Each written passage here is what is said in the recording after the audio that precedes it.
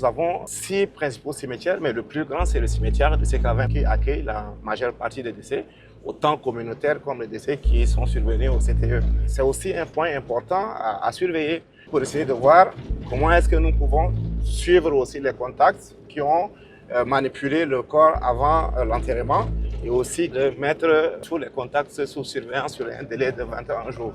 Je suis parti avec le mobile. Ce mobile-là, je t'ai déjà dit, le matin, il faut l'oublier.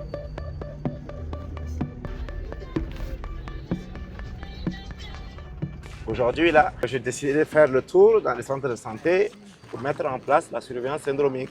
À partir du moment où la communauté refuse de fréquenter l'hôpital général pour diverses raisons et qui se rentrent vers les petites structures de santé, c'est intéressant d'analyser un peu le contenu de ces registres-là et de voir quels sont les patients qui nécessiteraient un déclenchement d'alerte et qui n'a pas été fait.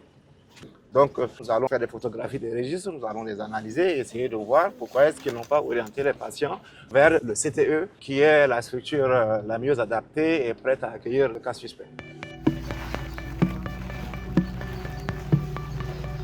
Au jour d'aujourd'hui, pour tous les patients qui ont été suivis, c'est difficile de retrouver les fiches de suivi individuel. Jusque-là, le suivi de contact est assuré sur des documents papier qui restent quand même très fragiles. Ce qu'il y a lieu de faire, c'est d'utiliser des outils digitaux qui existent et qui fonctionnent très bien. Ils permettent de suivre ces contacts-là de façon optimale.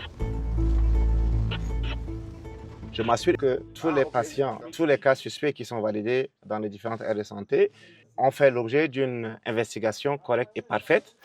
À titre d'exemple, si aujourd'hui nous avons par exemple 10 cas suspects qui sont admis au CTE et que le rendu des résultats révèle qu'il y a des cas positifs, mon rôle en tant qu'épidémiologiste de MSF, c'est de m'assurer que ces résultats parviennent quand même auprès de l'équipe PCI.